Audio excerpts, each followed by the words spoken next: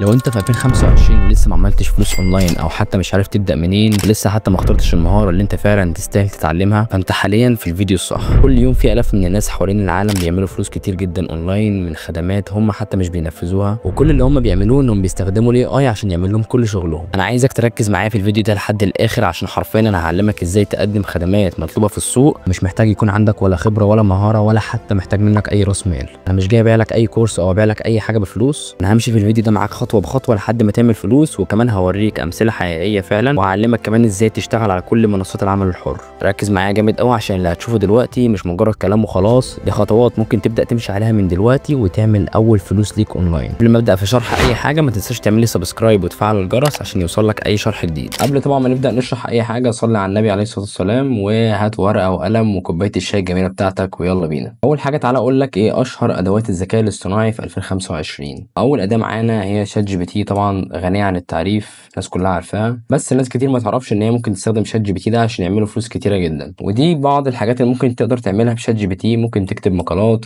ممكن تعمل محتوى سوشيال ميديا، يعني بوستات للسوشيال ميديا، نفس الكلام برضو كتابه، ممكن تعمل سكريبتات، ممكن تعمل فيديوهات. حرفيا ممكن تعمل بشات جي بي تي حاجات كتير جدا. ممكن يعمل لك صور بالذكاء الاصطناعي، مش محتاج ان انت تستخدم اي اداه تانية اصلا. يعني حرفيا دلوقتي الموضوع اتطور عن زمان خالص، يعني مش محتاج حتى تشترك في البرو. وتاني أداة معانا وهي جاسبر اي اي. الأداة دي تقدر تستخدمها برضو في الكوبي رايتنج والكتابة، وتعمل لك حاجات احترافية جدا. يعني حرفيا انت ممكن تعمل الكوبي رايتنج بتاع السوشيال ميديا، ممكن تعمل كوبي رايتنج لإعلان معين هتعمله على السوشيال ميديا. برضو انت مش محتاج ان انت تروح تعين حد عشان يعمله لك، لا انت ممكن تعمل كل الكلام ده بأداة ذكاء اصطناعي وهيطلع لك حاجة احترافية عادي جدا. الأداة دي هتساعدك جدا لو انت هتعمل خدمة او يعني هتقدم خدمة كتابة اعلانات، او هتعمل خدمة الكوبي رايتنج ومحتوى التسويق. بعد كده عندك 3 ادوات من اهم ال3 ادوات اللي انت ممكن تستخدمهم في حياتك. اول حاجة اوبس كليب وبيكتوري وران واي. ال3 ادوات دول حرفيا يعني انت ممكن تعمل بيهم فلوس كتيرة جدا جدا جدا، وده اللي اغلب الناس الاجانب بتعمله. يعني العرب حاليا بدأوا يخشوا في الموضوع، بس مش كل العرب فعلا بتعمل فلوس من الموضوع ده. فانا جاي اقول لك بجد ان الاي اي يعني انت مش محتاج تشتغل، مش محتاج تنزل في وظيفة 12 ساعة، بالعكس انت تقعد في البيت 3 4 ساعات من يومك هتستخدم الادوات دي وهتعمل فلوس والله. الادوات دي ممكن حرفيا تاخد فيديوهات طويله تحولها لشورتس، والكلام ده يعني زي ما انا شرحت قبل كده موقع واب. انت ممكن حرفيا تاخد اداه من الادوات دي تديها الفيديوهات الطويله اللي انت تشتغل عليها، هتطلع لك كميه شورتس. يعني الشورتس دي بجد بتطلع ترندات يا جماعه. انت مش محتاج تكون بقى اديتور، مش محتاج تكون ديزاينر، مش محتاج تعمل اي حاجه من الحاجات دي. هو بيعمل لك اديتنج تلقائي، وبيحط لك كمان الكابشنز، وبيحول لك يعني يحط له تكست ويحوله لك لفيديو عادي جدا. ال3 ادوات دول فعلا هيفيدوك لو انت هتعمل خدمات فيديو او هتعمل قناه على اليوتيوب زي ما انا قلت لك، او هتجيب محتوى او هتعمل محتوى لنفسك. واخر حاجه معانا هي ليوناردو دوت اي اي. والاداه دي يا جماعه بجد اداه جباره. يعني الاداه دي حرفيا انت ممكن تعمل بيها كميه صور وكميه حاجات يعني بجد فوق فوق فوق الاحترافي. مش محتاج تكون بقى متعلم تصميم، مش محتاج تكون متعلم فوتوشوب، مش محتاج تكون متعلم دمج ولا اي حاجه من الحاجات دي. انت حرفيا بتديله البرومبت هو بيطلع لك ابداع. الاداه دي بتعمل لك صور بس بالاي اي، وكمان تقدر تعمل يعني صور اعلانات للسوشيال ميديا. ممكن تعمل بيها لوجو مثلا، ممكن تعمل بيها يعني منتج 3 دي زي المنتجات الموك اب. يعني مثلا انت معاك علبه عصير، ممكن يعمل لك الديزاين بتاعها عادي جدا. تقدر تستخدمها في ايه؟ تقدر تبيع تصاميم من خلالها. يعني ممكن تقدم خدمة تصميم وتخش على ليوناردو لو انت احترفت بس البرومبت الصح. يعني انت مثلا عايز تعمل اعلان سوشيال ميديا لشركة طيران، فانا هبدأ ان انا مثلا هعمل الديزاين طيارة وطالع منها مثلا حد بيمسك تيكت وهكذا. فانت بتديله نفس البرومبت ده وبتشرح له عن طريق شات جي بي تي وكم حاجة بتعملها، وحرفيا بيطلع لك ابداع. يعني انت بتظبط بس المقاس وتقول له كمان انت عايزها 3D، عايزها 2D.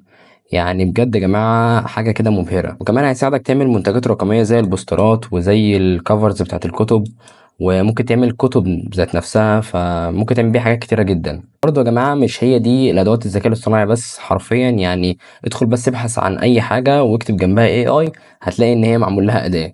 وحرفيا كل يوم بيطلع ادوات جديده. يعني شركه جوجل حرفيا دلوقتي لسه عامله اداه بتطلع يا جماعة أفلام وبتطلع حاجات بجد مبهرة جدا جدا جدا. وخلينا ما اطولش عليك وندخل بقى في الجد، وركز معايا جدا جدا جدا عشان أنا دلوقتي هقولك إزاي هتعمل فلوس. اول حاجه في الفيديو ده انا هشرح لك اداه شات جي بي تي، والاداه دي اللي احنا هنستخدمها حاليا في الفيديو بتاعنا. بس يعني انا هوريك ازاي تعمل من شات جي بي تي فلوس. في خدمات كتير ممكن تقدمها وشات جي بي تي يساعدك ان هو يعملها لك، زي كتابه المقالات والمدونات لمواقع عربيه واجنبيه، وزي تلخيص الكتب والابحاث. يعني دي حاجه ممكن فعلا تفيد الطلبه. ممكن لو انت مثلا طالب ممكن تبدا تعمل الابحاث دي وتبيعها، ممكن تعملها كخدمه برضو على مواقع العمل الحر. وممكن كمان تعمل اعلانات تسويقيه زي ما انا قلت لك فوق، مثلا لمنتجات، او هتعمل لاندنج بيج، او هتعمل مثلا اعلان ممول عادي، حد طالب اعلان ممول فانت بتظبط له بس الكابشن بتاعه. وكمان ممكن يعمل لك سكريبتات وافكار محتوى. يعني انا حرفيا بستخدم شات جي بي تي في بعض الافكار وبعض السكريبتات بعملها. يعني بينظم لي الافكار اللي في دماغي، بينظم لي سكريبتات معينه مثلا عايز اعملها. عايز اعمل سكريبت الفيديو الفلاني، ازاي مثلا ابدا الهوك، ازاي مثلا مش عارف اعمل ايه. حرفيا هو بجد دلوقتي يعني خليه مساعدك الشخصي، كانك مأجر واحد بتديله فلوس وهو بيساعدك في كل حاجه في حياتك وفي شغلك وفي كل حاجه. حرفيا اخر حاجه شات جي بي تي ممكن يعمل لك كمان ايميلات تسويقيه. يعني انت مثلا لو ايجنسي او انت شغال مع شركه، فانت ممكن تعمل لهم حاجه اسمها الايميل ماركتنج. الايميل ماركتنج انت ساعتها بتحتاج تعمل نماذج الايميلات. يعني مثلا بتكتب ايميلات مثلا لناس او لشركات تانية عشان الشركة بتاعتك بتستهدفهم، فانت تبعت لهم الايميلات دي.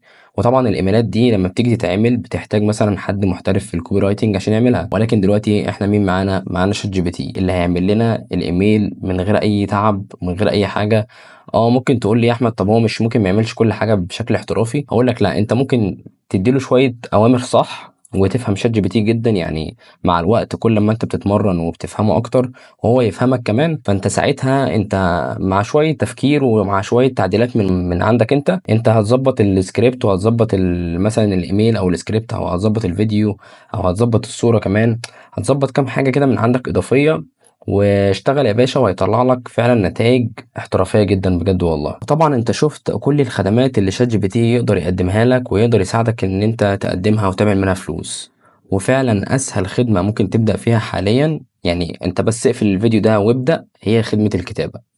الخدمه دي انت يعني ممكن اي حد بيعرف يقرا ويكتب هيظبط شويه حاجات بعد شات جي بي تي بالعقل كده يعني. وانا هوريك دلوقتي احنا هنعمل ايه، كل حاجه عملي. وحرفيا انت هتروح تقدمها كخدمه. يعني هتشوف ناس مثلا طالبه خدمات معينه، طالبه انت تعمل لها مقال، طالبه انت تعمل لها اعلان، وهتخش على شات جي بي تي تقول له عايز اعمل كذا كذا كذا، وهو هيطلع لك النتيجه، وانت هتاخدها تعدل عليها شويه وارفع يا باشا واستلم فلوسك. تعالوا مع بعض كده ناخد مثال عملي مثلا لواحد عايز يعمل مقال عن احسن طرق لتنظيم الوقت لرواد الاعمال. خلينا اول حاجه نفتح شات جي بي تي وهقول له انا عايز مقال احترافي من 800 كلمه موجه لرواد الاعمال عن تنظيم الوقت، مع استخدام عنوان جذاب وفقرات قصيره ونبره اقناع. تخليه يعمل لك، يعني ممكن تلغي حوار 800 كلمه، او انت داخل على خدمه ممكن حد يطلب منك مثلا ان انت تعمل له المقال يبقى 800 كلمه او 1000 كلمه.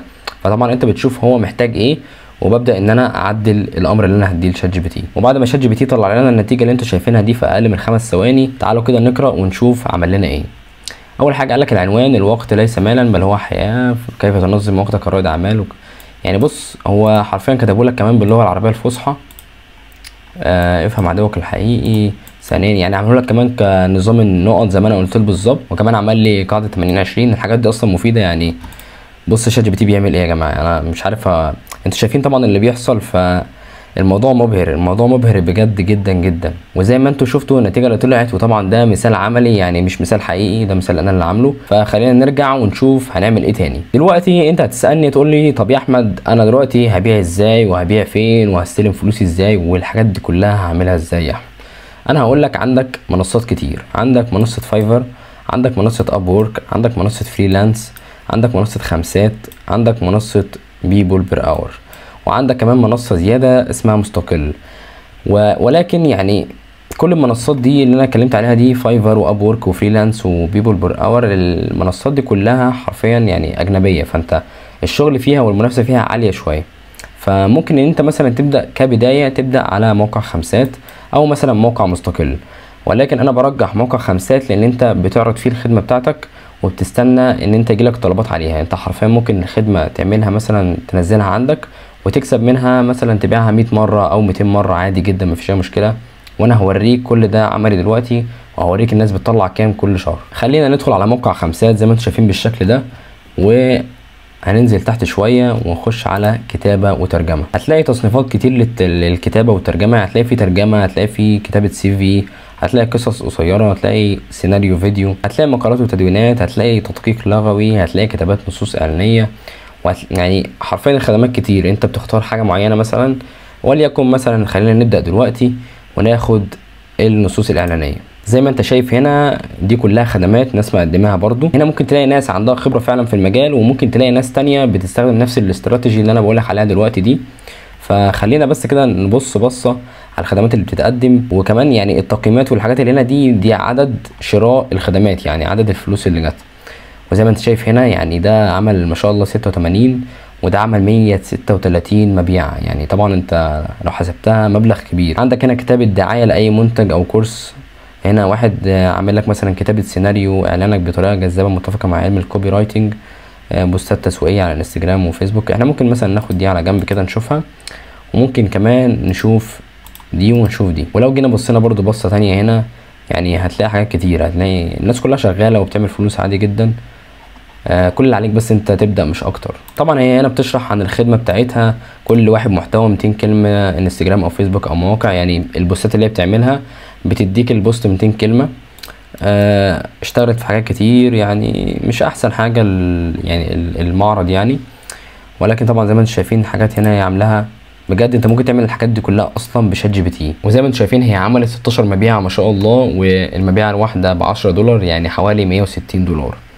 طبعا الارقام دي يعني انت ممكن تعمل اكتر منها بكتير. يعني زي ما انت شايف هنا في عندنا خدمة تانية ده عاملها ب$5.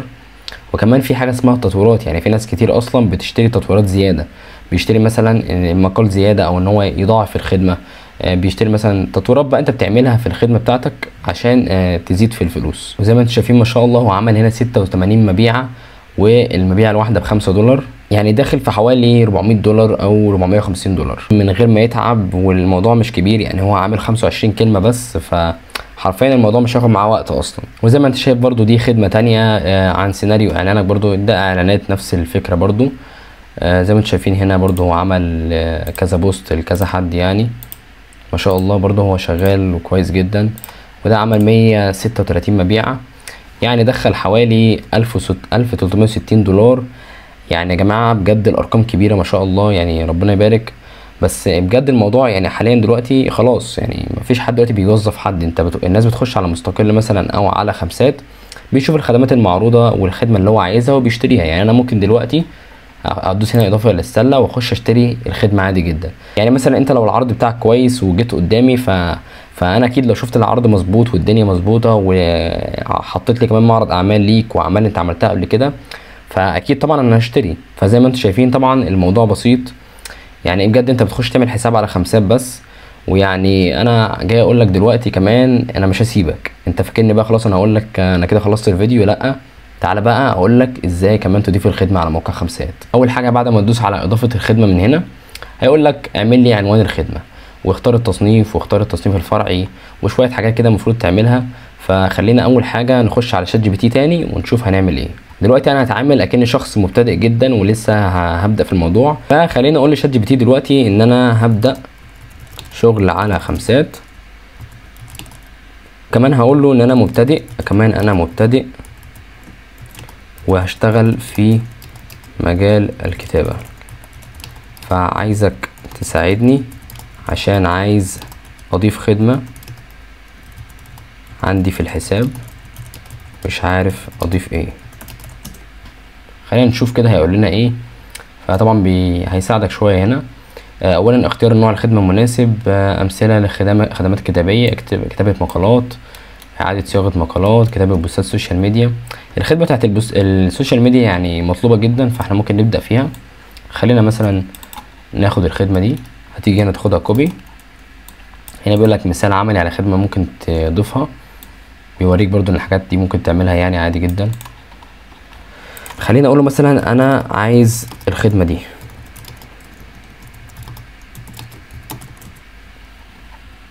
ممتاز. دلوقتي هيديك طبعا العنوان اهو. بص، اكتب لك 10 بوستات احترافيه وجذابه لصفحات السوشيال ميديا.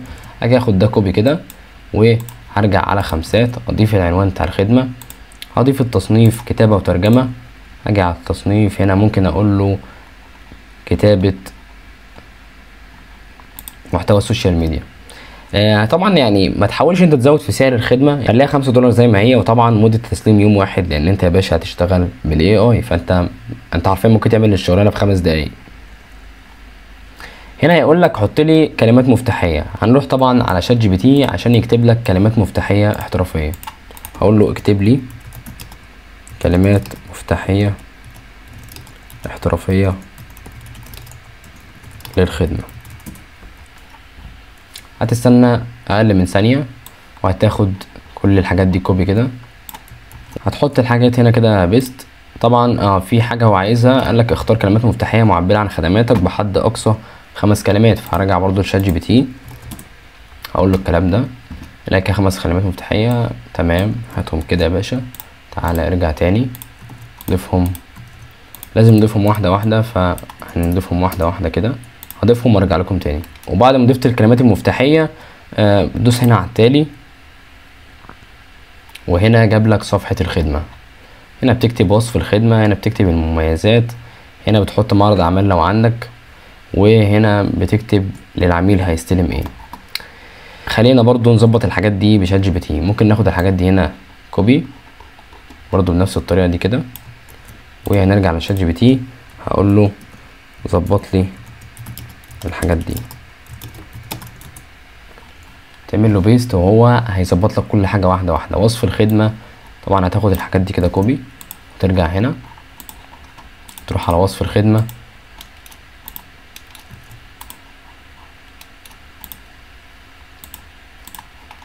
ممكن كمان تعدل في العنوان، يعني ممكن تغير كلمه وصف الخدمه دي بس خليها زي ما هي، انت بس هتغير في الوصف نفسه.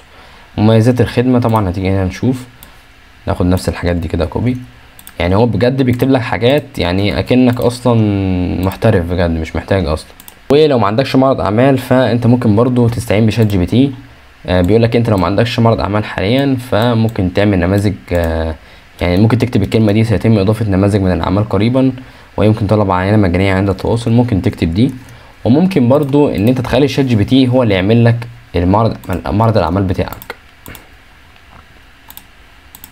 وخلاص كده انت يعتبر جاهز. هنا برضو انت محتاج صورة مصغرة للخدمة بتاعتك، فهنرجع لشات جي بي تي هقول له اعمل لي صورة مصغرة احطها للخدمة بتاعتي، وهستنى نتيجة اللي هو هيعملها لي. ويا جماعة بجد انا مش عارف اقول ايه على اللي بيحصل، يعني زي ما انتم شايفين عمل لنا حاجة احترافية جدا. هاجي هنا اعمل سيف، ارجع تاني، الموضوع يعني ما بياخدش وقت، انت كل حاجة في السريع. فقال لي لازم تكون الصورة بعرض 1700 وارتفاع 970. فهرجع اقول لشات جي بي تي تاني عشان الموضوع ده احنا نسيناه. فهنيجي هنا كده اقول له عايز العرض 1700 والارتفاع 970.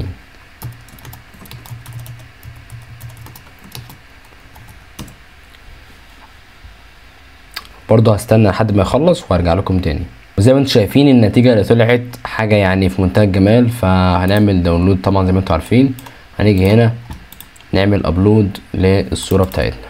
برضه قال لنا نفس المشكلة، فالمشكلة دي احنا ممكن نحلها عن طريق كانفا. يعني هفتح معاكم كانفا دلوقتي وهنحل المشكلة مع بعض. تدخل على كانفا بالشكل اللي انت شايفه ده عادي جدا، وهتعمل كاستم سايز، وهتحط العرض بتاعك 1700 زي ما هو قال لنا والارتفاع 970، وهتعمل كرييت نيو ديزاين. طبعا بعد ما تضيف الصوره بتاعتك بالشكل اللي انت شايفه ده كده، هتيجي هنا مثلا ممكن نغير كمان الباك جراوند نخليها نفس اللون، وهنيجي عند الشير نعمل داونلود ونحمل الصوره. بعد ما الصوره تحمل هنرجع على خمسات نضيف الصوره وهتضاف عادي جدا. الصوره حملت نرجعنا على خمسات وهنعمل ابلود للصوره الجديده اللي احنا عملناها، وزي ما انتم شايفين الصوره اتضافت عادي جدا.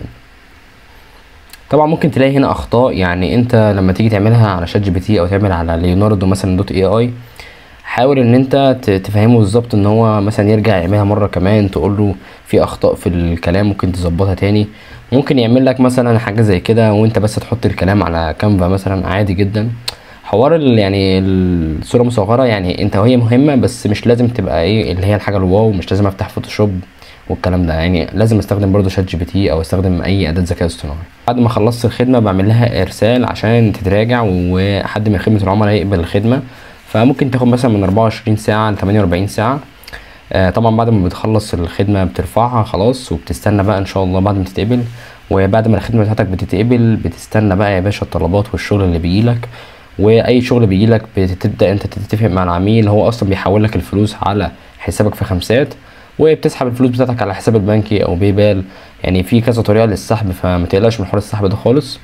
وطبعا لو عندك اي استفسار طبعا اعمل لي كومنت تحت وان شاء الله هرد عليك على طول. اهم حاجه لازم تاخد بالك منها وانت بتشتغل الطريقه دي، ان انت تختار خدمه واحده بس تبدا فيها كبدايه. وتاني حاجه لازم تتعلم ازاي تكتب برومبتس. في كورسات كتير وفي فيديوهات كتير على اليوتيوب، يعني ادخل اكتب ازاي اكتب برومبت للشات جي بي تي مثلا، او اكتب البرومبت لاي اداه تانية. لازم تحترف الموضوع ده بجد، عشان هو يعني في قاعده، هي قاعده في الاي اي، البرومبت الصح هيديك النتيجه الصح اللي انت عايزها فعلا. تالت حاجه حط نماذج جاهزه على بروفايلك. يعني مثلا انت ممكن تخش على شات جي بي تي قول له اعمل لي مثلا 5 عملاء وهميين محتاجين خدمات عشان اعمل لهم الشغل ده، وابدا ان انا اظبطه مثلا في بي دي اف، كل عميل لبي دي اف او في بي ان جي مثلا صوره، وبرفع الملفات دي على خدمتي مثلا على خمسات او مستقل، وهي بتبقى زي البورتفوليو بتاعي عشان لما يجي حد يخش على الخدمه يشوف مثلا ان انت عامل شغل فعلا قبل كده، فعادي هيشتري منك الخدمه ان شاء الله. وبرضو الموضوع ده مش حرام، يعني عادي جدا. انت ده شغل برضو، انت يعني بتعمل شغل وهمي بس ده شغل، يعني انت بتطلع كل مجهودك فيه عادي جدا اكنك شغال مع عميل. اخر حاجه لما يجيلك العملاء ان شاء الله لازم تحاول ان انت ترد بسرعه وتشتغل بسرعه. لما تشتغل بجوده اعلى وسرعه في التسليم فالعميل ان شاء الله هيرجع لك تاني وهيجيب ناس تانية وهيبعتك لناس تانية، فان شاء الله هتلاقي عندك المبيعات بدأت بتزيد. ممكن حرفيا مثلا اول شهر تعمل لك من 100 ل 300 دولار في الشهر، وبعد كده ان شاء الله الموضوع بيزيد معاك لان انت خلاص بتبدأ تاخد خبرة. انت ممكن حرفيا الموضوع يزيد معاك لدرجة ان انت خلاص انت اتعلمت مجال بسبب ان انت اشتغلت في الاول بالاي اي، فاهمني؟ وطبعا انت يعني بتستخدم الاي اي في كده اصلا في حياتك وفي شغلك وفي كل حاجة عشان يساعدك. يعني انا بس عملت الفيديو ده عشان في ناس كتير نفسها تبدأ، ويعني بيقول لي مثلا انا مش عارف اختار مهارة، مش عارف اعمل ايه. اهو اشتغل، انت خش على الاي اي واتعامل قدامك يعني ادوات كتير، انا شرحت كل الادوات فوق وقلت لك عليها. فلو انت بجد يعني محتاج الادوات دي ومحتاج ان انا اشرح حاجات اكتر اعمل لي بس كومنت واعمل لي لايك للفيديو ده، وانا كده هعرف ان الناس فعلا محتاجه الموضوع. وان شاء الله هبدا ان انا اشرح يعني طرق زياده ازاي ان انا اعمل شغل بالاي اي واكسب منه فلوس. وطبعا زي ما انتم شايفين يا جماعه احنا في 2025، يعني اللي ما يشتغلش بالاي اي ده يعني ربنا يكون في عونه بجد. يعني الذكاء الاصطناعي مش جاي يسهل فعلا، بس هو بجد هو جاي ياخد اماكن. يعني يا جماعه بجد هو جاي ياخد اماكن وجاي ياخد وظايف كتير جدا بتتعمل. يعني عندك الداتا انتري، عندك حاجات كتير يعني انت مش محتاج انت توظف حد فيها. خلاص الشركات قال لك انا هروح اشتري بدل ما ادفع 500 دولار مثلا لحد هيعمل لي شغل، انا هشتري اداه سنويه اشتراك سنوي ب 500 دولار دي عادي جدا، وهتعمل لي شغل احسن بكتير من الشخص اللي انا هجيبه. فالموضوع اصلا موجود من فتره، يعني الموضوع موجود من كام سنه. فانت دلوقتي في ناس كتير حرفيا بتكسب فلوس يعني بجد يا جماعه ارقام كبيره جدا، من 30,000 فانت طالع 30,000 دولار مش 30,000 جنيه. اشخاص عندها يعني 17 و18، ويا جماعه ارقام يعني حاجات ما شاء الله بجد. لكن اللي هيبدا النهارده واللي هيستمر فعلا ومش هيزهق في الاول فهو الوحيد اللي هيكسب فلوس وهيعمل فلوس يا جماعه وهينجح. يعني بجد العامل الوحيد في كل المجالات وكل حاجه انت شايفها دلوقتي اونلاين وكميه التشتت اللي موجود، فاللي بيستمر هو اللي بينجح. فانت ممكن تبدا بخدمه واحده تشتغل عليها صح وان شاء الله هتطلع فعلا فلوس من الموضوع. وطبعا مش هقول لك، انت لو عندك اي سؤال او اي فكره او اي حاجه عايزني اشرحها اي حاجه بجد اعمل لي كومنت وان شاء الله هرد عليك. فما تستناش اي حاجه تاني، اقفل الفيديو ده وابدا اشتغل على نفسك على طول، وابدا وهات ورقه وقلم وذاكر وتوكل على الله ان شاء الله تعمل فلوس يا صديقي. والسلام عليكم ورحمه الله وبركاته.